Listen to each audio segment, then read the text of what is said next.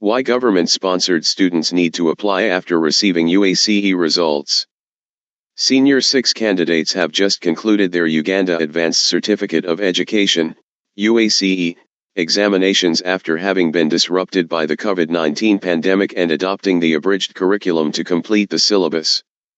For long, it has been a tradition for students to submit their public university's Joint Admissions Board, PUJB, forms before or shortly after they attempt their UACE exams. Those who are confident would fill in the highly prized courses not because they are passionate about them but because they have high cut-off points and mostly likely they are believed to be more rewarding after graduation. Given the gambling nature of this process, many students have ended up getting courses that have nothing related to their passion, given that some fill in less competitive courses to increase their chances of getting admitted on government sponsorship only to get excellent scores, and they end up being given their first choices. This makes such students to go through their academic life on campus very frustrated and most times end up as a demotivated workforce after graduation. On the other hand, those who have money always have a second chance of abandoning whatever they had been given on government sponsorship and they apply for what they are passionate about on private sponsorship, which happens when their results are already out. This, in most times, leaves their slots that had been given to them on government sponsorship vacant, and no one ever accounts for the money released by government to support such ghost students in public universities. Given that there is nothing government loses when they allow students to wait and submit their PUJB forms after their results are released, students would be able to apply for courses of their choice much as it would still be dictated by what they can get on account of their performance, but we avoid the frustration faced by those who normally do the courses they got drafted to, or having got excellent grades but had put a low-rated course as the first choice.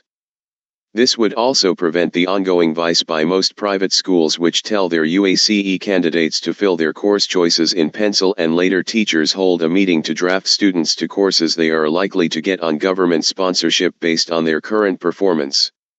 Unfortunately, most students are disadvantaged in this process when they get courses considered low-rated when their guardians could have afforded to pay for them to do the courses they are passionate about and excel, increasing their chances of employment and securing scholarships for further studies abroad. Most guardians find their children being drafted to a course on government sponsorship a relief from paying tuition, but it disorients their children to the extent that most switch back to their courses of passion as soon as they complete their government-sponsored course, but most never perform to their best given that they were all along disinterested in the course. The immediate switch is only possible for the lucky ones who can secure funds to pursue the courses they were passionate about, leaving the majority to go ahead and get employed to undertake a career they are not interested in. My prayer is, the universities in collaboration with schools should allow students to fill the PUJB forms after the release of results.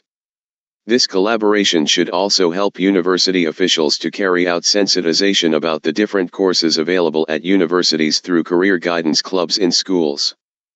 We should acknowledge that the only difference between government-sponsored students and private-sponsored students is that the former have their tuition being paid by Government of Uganda, whereas the latter have their tuition being paid by private individuals and organizations including State House and Higher Education Students Financing Board. For God and my country. Benon Fred TWINAMASIKO.